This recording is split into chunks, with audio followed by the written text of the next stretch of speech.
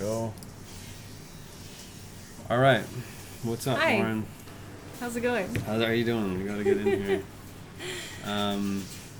My name's Adam. This is Lauren. We're walking through our production line. We're the people behind Labucq. She's the designer. I'm the whatever else. Everything else. I do a lot more than just design, though, too. That's true. So we're here looking at a video of our fall production, the Joan boot, at our factory in Italy. We had somebody go in for us and take some footage showing all the different processes and steps, and we're here to talk about that stuff. So right now, Yeah, I guess Yeah. what is our intention with it? We just want people to be able to see what's going on. Like that these are shoes that are made by real people. That there's a lot of people who, I don't know. Sorry, I'm doing bad already. Let's talk about the shoes themselves. What's going on right now? So, okay, this is our Joan boot. Right now, we kind of jumped into the middle of the process here, but after they do what's called last the boot, where they pull the leather around the plastic form that's called the last, they nail it and glue it to the bottom of the insole, which is inside, and it's quite bumpy and rough on the bottom, and in order for you to like be able to wear it and not feel all those layers underneath your foot, they've got to buff down the bottom and make it nice and smooth before they can apply the outsole. So that's what this guy's doing. There's like these big rotary sanders that take down all the layers of leather, lining, stitching, the zipper end. Multiple different wheels, as we see in this. Yeah. So I think there's like some that are a bit more rough. Like this one's clearly taking off quite a bit. And then maybe it'll go on a smoother sander after that. The idea is that the bottom of the shoe, before it attaches to the outsole, should be very, very smooth, and there should be nothing to disturb your foot when you put it in there, because small imperfections. Yeah, you at might that feel stage. like any of those little things when you're wearing the boot. Sort of like the princess and the pea, right? She It's has like- a pea in one mattress at the bottom of the She stack. keeps asking for another mattress because she can still feel the pea until there's like 100 mattresses and she can still feel it, right? Isn't that the fairy tale? I don't know, but I wouldn't believe that would be true. Anyway, it's really important at this stage. We've got a lot of footage of it. So we've had sort of like opened our factory to people before. We had one photo series done first year we were in business, but we decided to do it again because It's nice to have a little reminder of like all the different processes that go into one pair of boots when you buy them, right? It's like it's easy to forget like, what goes into the product. There's obviously the design and all the work that we do on our end to photograph it and share it and get it, packaged up and shipped to you, but it touches a lot of hands before it gets to that point. And so it's kind of cool to like see all the different stages. Yeah, like it makes me feel good about it because we're a pretty lean company. We don't have a lot of people working at Labucq. We're not an enormous company. A lot of people have that misconception about us that I think it's because we're just so professional. Our creative direction is so professional. They think that we're a much larger company, but the truth is that like I think I feel like a larger company when I see all these people doing this. You mean doing what? Oh, when you just, like, see all all these these people people, working to make our shoes. Yeah, it's pretty amazing. I mean, we pay for it. We pay for it. And the shoes are priced to reflect what goes into it, right? Like it's not just like, slapping on a sole, gluing it and, sending it out. Like there's a lot of steps here that you'll see that add extra care into how it's made. So again, yeah, more buffing. We've got some nice detail shots in here. Yeah.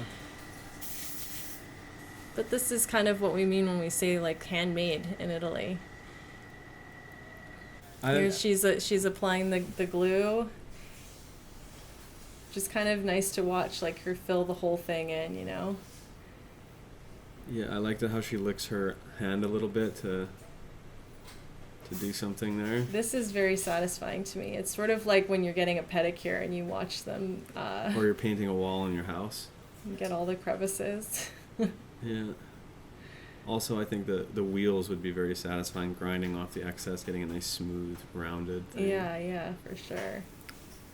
So this is Tommaso. Tommaso is the guy who shot all of this stuff. We recruited him through a friend's Instagram. He does a lot of work in Tuscany. If you're looking for a photographer to work with in Tuscany, I'm sure he'd take a call. But we appreciate that he got down there and we didn't have to go over there to shoot this stuff ourselves. So, Lauren, how often do you go to Italy? Well, there was a time in my life where I was going like 8 times a year. But that was before I had kids and before I was paying for it myself. When I was working for other people. When Rag & Bone was selling like 4 million I was pairs working of for other shoes. people. I was going to Italy 8 times a year, and China 4 to 6 times a year. I was traveling like crazy, but it was really fun because that was like, I was very passionate, and I didn't have kids or anything like that. I had a husband at home who was sometimes came with me.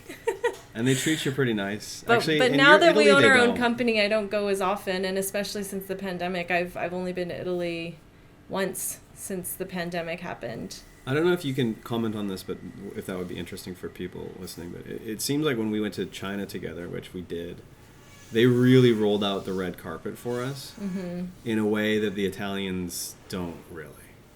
Yeah, the Italians are like, this is the train station you take. There's taxis there. I'll see you at the factory. Yeah. Sometimes they'll pick you up if you ask them. But like Fabio, in China, they're like, they're they're making sure you've got a car at the airport. You're escorted all the way to your hotel, and you're picked up the next morning. And they're, Fabio has taken me out to lunch several times, so it's not like he doesn't take care of me when I'm there. But I think it's China's nice because it's different. less of a sort of like forced greasing the wheel kind of thing, Yeah. Like in China, you're kind of thinking like, well, how are you getting the margin to treat me like this? Whereas in Italy, I guess they just. I mean, I was working for companies that were quite successful, so it was sort of like they were also like thanking us for the business. They want to keep your business, so they try and treat you really nicely. Yeah. But the Italians sort of, it's different. We shouldn't talk about them all as if they they're go just home a for group. lunch. No, I know. They do. They go home for lunch. They home don't for work in lunch. August. It's August right now, so they're all chilling. Yeah, so it's a little bit quiet for me right now because the factory is actually closed for 3 weeks, which is nice. I mean, they don't get a lot of time off during the year. They don't have a similar vacation setup that we do. So anyways, that would be like the first thing I think that you would think about if you run a company that makes shoes in Italy. You probably spend all your time in airport lounges and like eating Tuscan food and stuff like that, but that's just not true anymore for you. No, I haven't. Sadly. I feel a bit like I need to go, and I also especially miss going to the leather fairs. Like I used to go to Linea Pellier twice a year, and I haven't gone since I went in February or March of 2020, right before everything shut down. And I really missed that part of it. Didn't you go after? I went to. Not the leather fair, but you went to Italy. I went to Italy once, yeah. But that's it. We do everything remotely now. I mean, now it's much easier with, like, everybody's more accustomed to having video calls and talking through, like, when they have a fitting, they get me on video chat so I can see the fitting. It's not like I'm there, but kind of, I can see it on the fit model and give my comments while they're working on it. And that just wasn't the norm, especially in Italy before the pandemic. It was a little bit more challenging for them to get all that set up, and now everybody's ready to go. So anyway, this is kind of a cool part of the process. So they've applied the soles, and you saw a little bit of machine work that helps press the sole on after it's been glued. This guy is applying the heels now, and I wanted to point out this part because you'll see after the heel's applied, he always is checking to make sure that the shoe is sitting perfectly level, right? Like this isn't something. So the heel is flat. Yeah, so the heel's flat. Like a lot of times with less expensive shoes, you see that heel is perfectly flat on that pedestal. And with less expensive shoes, you'll see that the heel is a little bit off kilter. It's not, it's the back is a little higher, one of the sides a little higher. And at factories where they're paying less attention to this, you'll have a lot more inconsistencies and shoes that are a lot less comfortable because of it. So you really need somebody who knows what they're doing and understands how the shoe should be sitting. I mean, it's just like another step, right? Like you gotta really be careful. You can't. I find it quite crank satisfying to watch him do that and check everyone. But if you're considering other shoes that aren't Labucq, firstly, what's wrong with you? But secondly, maybe you could do that test. Yeah, put Go your into the shoe shoe on store, the ask him for a flat surface. on the shelf and see how it's sitting. If it's flat. I mean, I'm shopping on looking at shoes online, and I'll see the photo and you can see it's like totally off, and I'm like, how do they even? Like, they should at least be photoshopping that so it looks straight. Like, people are buying shoes, and maybe you just don't know, but, like, that's not going to be a comfortable shoe to wear, let alone, like, I don't know, it says a lot about the manufacturing if the shoe's not sitting level. Probably just the heel will wear on a certain angle, right? Yeah, and it just might, like, the last is all built to help support your body weight and, like, the curve that's on under the arch and how the angle that your heel sits on. So if the heel's not applied at the correct angle or whatever, it can affect how your whole body stands. Like, it could give you back problems. I don't know. Like, it's important to have it all level. It's quite technical, I guess. The whole thing coming together properly. Yeah, so it seems like they do a really good job of like dotting the I's and crossing the T's, if you will. Like they do a bunch of small things in this video that are like. Yeah. It's nice to see. You'll see they do a really good job cleaning everything up. Like there's some little like scuffs or bits of dust or residue on here, but they do a really nice job of like getting it all beautiful before it goes out. So are lasts always like that, where they kind of like toe in? A boot last is like that, where it's split, because you can't get it out unless you're splitting it out like that.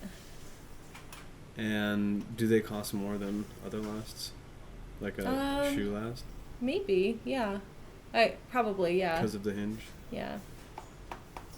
You want to tell our customers what a last is?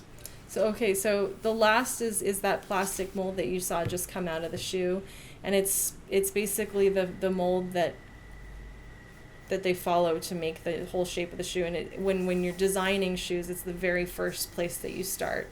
It determines the toe shape, which for me is the most important part of a shoe. And usually you start with a wooden mold that's not that plastic, but it's just literally wood, and you're going to the last maker who's sitting in like a wood shop, and he has his own, is sort of like whittles down, or he can put plaster on top to get the toe shape exactly like you want it. And you're talking about millimeters, half millimeters. I'll say like, oh, this corner needs to be slightly more round, and I'll sit there while he's filing down the corner of the toe. Anyway, so once you have the proper shape and proper fit, the fit usually comes from the last maker himself, who's worked making shoes for many years and knows exactly the correct pitch that goes under the foot. But once you've honed in the exact right shape, that's when you go to the commercialization process, where you make plastic molds, and those are what are used for production. So the last is just the inside of the shoe. It's like it's like your foot before your foot goes in there. Sure, yeah. It's the negative of the space in there, or the positive of the negative space within the shoe. Yeah, and it's what they wrap the leather around really tightly to make that really nice shape. Looks like she's getting a little bit of extra glue off. Yeah, these are the finishing ladies. They're like checking everything with a fine-tooth comb and making sure it's all clean and beautiful and ready to get packaged up.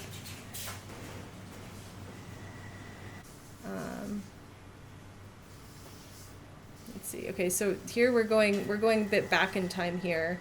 So this is before it's been lasted. They stitch the whole upper together, but it's not in the shape of the last. So first they take the last and they attach the insole to it, which is what you're seeing here. They'll like tape the front on and then probably nail the heel part to it. Well, here we're jumping around to the outsole. But I think we'll get to see the machine that actually helps last it really tightly.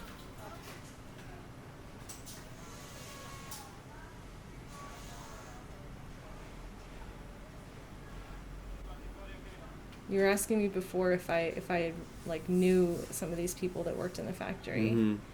And definitely some of them have been there for years and years, and like this guy that's doing this sort of finishing here, I've seen him there for years. I've worked with this factory for I think 13 years now. So you definitely start to see some of the same faces. This guy. Yeah. I don't know his name though. I feel bad. They probably never introduced you. You know, it's like you say hello when you're like ciao. What's it when say you on come this in, coat but pocket? It says like the it says, Calzerificio. yeah, that means like shoe factory, shoemaker. Yeah. Renzo Fontanelli. Renzo is the grandfather, or sorry, the He's father. like the father. He's the father who started the shoe factory about in the 70s. The 80s, the 70s or 80s. Yeah, mid 70s, I think. And they had their own line for a while, and they basically had like 4 different phases of being alive as a shoe factory. I'm sure I probably have the photo somewhere. One time I was doing research at the FIT library, and I go and look at vintage magazines and stuff and for inspiration, and I found an ad in a Vogue from like 1970 or maybe it was early 80s for Fontanelli. Yeah, for Renzo Fontanelli shoes. Did you send it to Fabio? Yeah, I took a photo and I sent it to him, and they were really excited. That's cool. Yeah. So this is like finishing. That thing looks interesting. Like, what is on the end of that? I think it's heat. They're applying heat. No, but how is the brown thing? Yeah, I don't know. It looks like some sort of packaging mud, tape. You know, yeah, or pack tape. No, it looks like packing tape. I'm not really sure. Putty of some kind. But I think it's smoothing out the lining, and if there's any like excess glue built up in the inside, it's kind of flattening it out, smoothing it out inside. Just brushing it, finishing it. They do a good job of like making the shoes look really good. Yeah, they buffed the entire thing. That was like, making the leather should be nice and polished before it goes in. So they've got 2 different levels of rotary brushes here to make them really beautifully polished. It's very satisfying. And what can you say about this style in particular? What do you mean? Just like it? Tell me about This Joan. is like the best everyday boot we have. I wanted, like when I did the first collection for Labucq, I did, also a really classic black ankle boot. It was definitely a little bit more elegant than Joan. The toe was a little bit slimmer. The leather was like a softer Napa. Also totally a beautiful boot and something I would still wear today. But I felt like I needed to do something that was just a little bit like stronger and cooler, and for like a girl that's like running around the city a bit more, who really like wears her boots.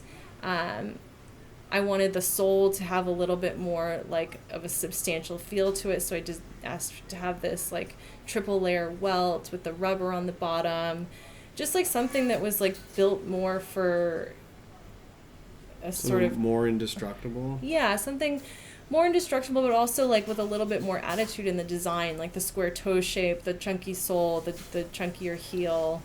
And so, that was really the inspiration behind it, was just like, let's make something that's like a great everyday boot for, someone who wants to look cool and like who doesn't necessarily want something that feels really dainty, but also wants to feel elegant in her own way.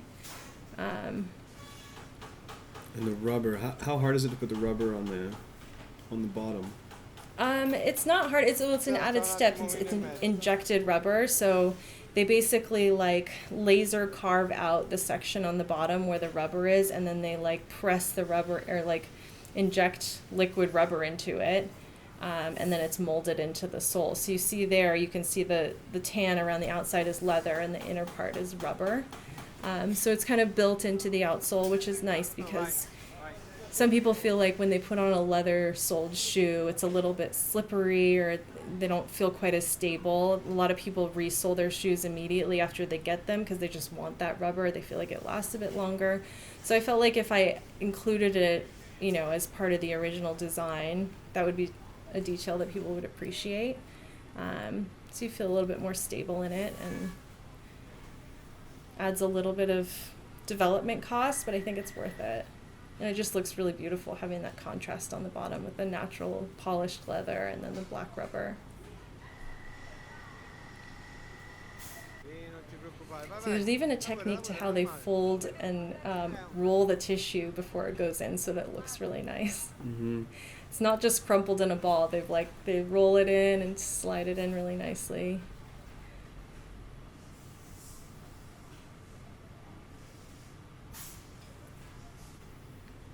Gotta really clean that stuff up.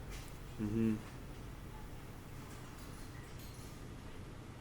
Get the plastic off there.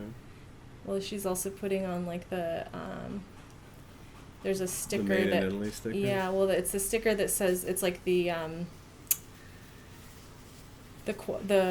what is it? Like it says it's like a leather sole, leather lining, Vero leather. Cuoio. It's Vero Cuoio, but it's like required by customs law to have a sticker on there or some sort of indication of what the material is made out of. It's like how your clothes are required to say what material it's made out of. There you have the technique. There you have the technique. It's like a wrist roll. One roll and then rolling it in. This is yeah, we weren't really sure what was happening. We weren't really sure about this shot, Tommaso. But yeah, so our factory is like a medium-sized factory in relation to like other factories in Italy. I've definitely been in factories that are like much bigger than this, you know, maybe 5 times the size, and they're producing thousands more pairs. And then, you know, there's also a lot of like small workshops that are making just like 100 pairs a day, like not big operations, and maybe their capabilities are a little bit more limited. But this factory kind of like falls somewhere in the middle, and these sort of like nicely finished leather shoes are really where their specialty lies.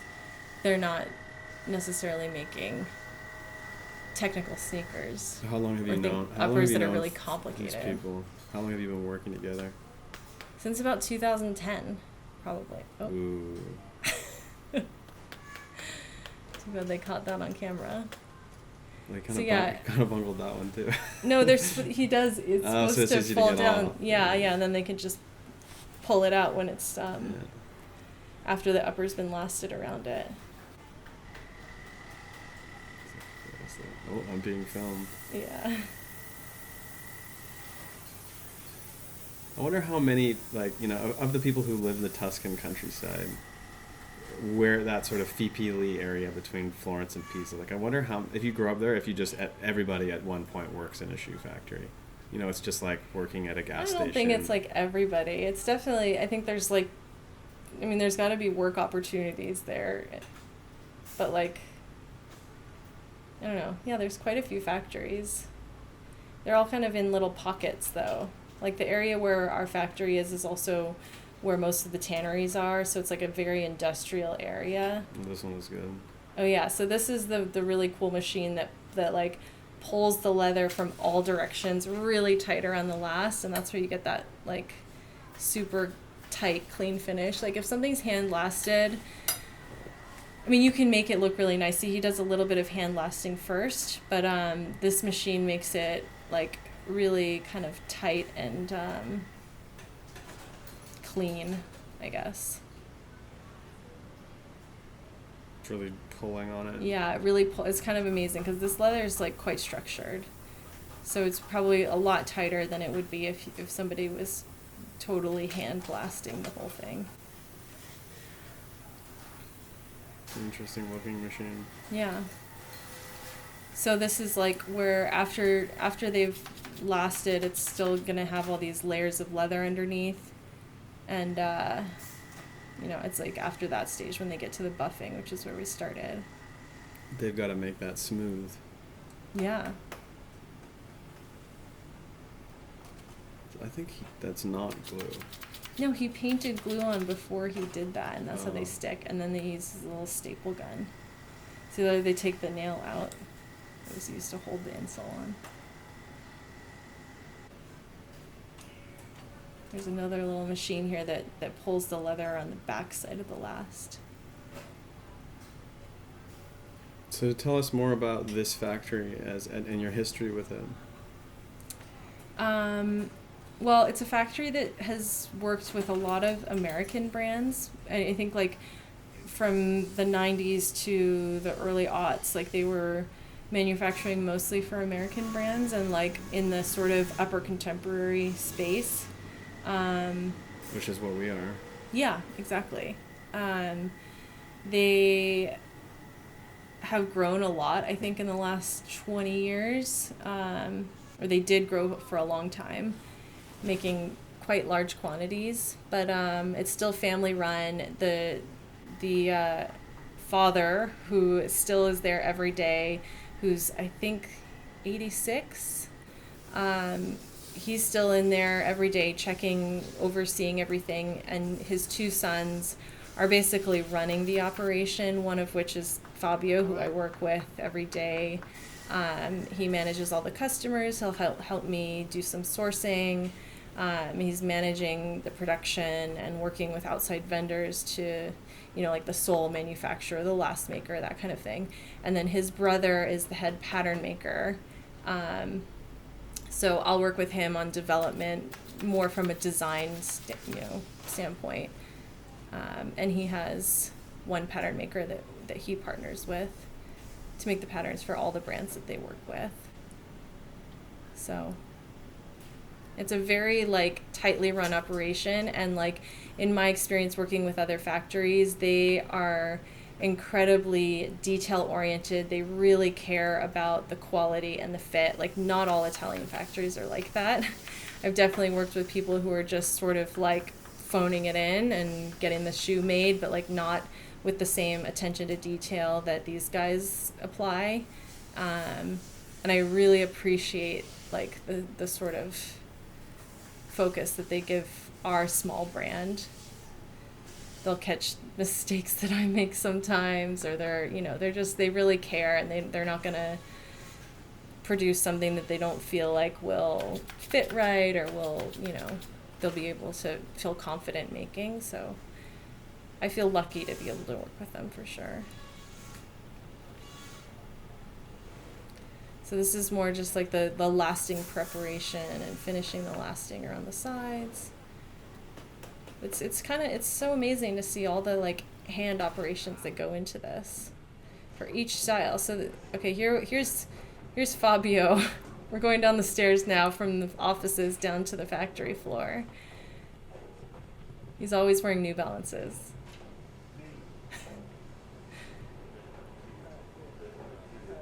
He thought he was gonna like regulate, but he's actually really nice. Do you think he ever flips at them? I don't know. I mean, it's definitely possible. If anything, like I've seen Fabio quite stressed out, where he's like, I have too. His eyes get a bit like wide-eyed. I've never seen him yell at anybody. I could see maybe. It's a hard thing to do what he's doing, right? Which is to balance all these people. You've got several clients, right, that you need to keep happy, and they all have different size and importance to you, basically. Mm-hmm. And then you have this line, right, which is like, I mean, when you think about like one of the biggest challenges of business is like your fixed costs, right? Like how much do you have to sell in order for your business to like not lose money, right? Right. And I just think that like when you look at his line, like his fixed costs are way bigger than ours, right? He's got 55 people in this plant, and it's like.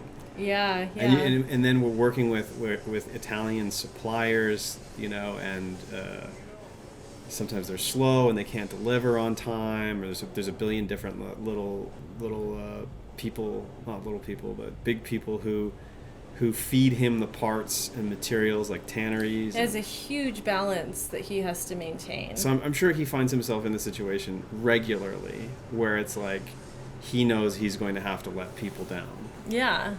Well, he's, sometimes he has to call us and tell us, like, I'm not going to be able to ship on time. Right? Nothing's working out with this production. Like, the sole maker tells me he needs one more week. He said it would deliver today. But imagine it's like that. It's like, that time's okay. Like 10. Or... Like, and then your 55 people come to work that day. What are you going to do, I guess he's probably tried to figure out how to make it as flexible as possible. Yeah. But anyways, he's a great guy, Fabio. Yeah, I'm very fond of him and the relationship that we've built, and without him, I mean, I would have been able to produce shoes in Italy for sure, but not at the same quality. And I don't know that I would have had the same confidence in our shoes without their manufacturing. We almost named our first child Enzo. Right? But all the Italians told me it was a terrible. It's like a grandpa name. No, I know it was like shoot, somebody told me like, oh, it's like naming your kid the name of the guy that owns the gas station. Like it's not a nice name. Yeah. Anyways, now it seems silly that we would have named our son. Yeah, he would have just he would have come into it. Yeah. So that's the high boot. You can see it's the same basic procedure. Yeah, there's the high boot. It's different last though, because the high boot is a pull-on style, so it's wider on the ankle, so you can just slide it up your leg. Whereas the Joan is that two-piece last. That's this is the bad more boy. Fitted. Oh yeah, He's got the ribbed sleeves. He's got his own flair. Calza Turifico. Calza Turificio. I wonder if these young guys are also passionate for soccer, that's what you sort of associate. You have to think that like some of them are. Yeah, for sure. Should we speak a little bit? I think we're getting close to the end. Should we speak a little bit about that conflict about how brands until lately didn't really reveal their sources? Well, one, it's like not even that relevant to the normal consumer, right?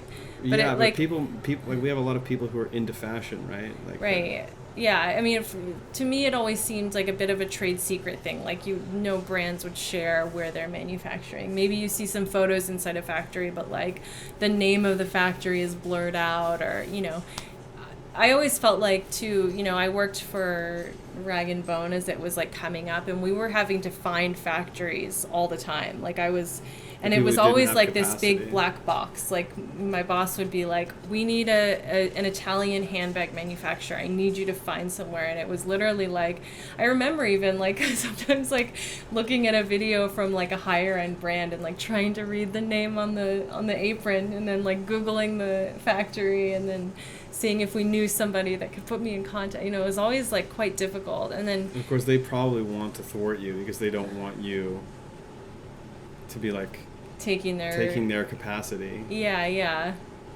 But as you sort of become more acquainted with the industry and you meet more people, it becomes easier to find more factories when you're inside it. But yeah, it always seemed like this kind of like secret like back end that brands wouldn't really share. I wonder if anybody will be watching this video thinking about the same thing. Like maybe I can contact this factory. The secret is, guys, like the business that we run isn't that easy. Like we're not like I'm not encouraging anybody to go into don't walk in our footsteps because it's making like shoes. It's tough. But if you were to, I could imagine. The brands that I could imagine working with this factory probably already do, or I've already done to a certain extent, right? Yeah. Well, like I said, like once you meet more people in the industry and you get to know more people in Italy, like you start, like now I've probably visited, tens of factories in Italy, and I feel like I know most of them in this area and in like nearby areas. So like it's less of a black box than it was before. How does this factory stand out? This factory is amazing. I said a little bit about that before, how like they're incredibly detail oriented, and I know that they like really care quite a bit about what they're putting out, and I feel confident with them and I trust them.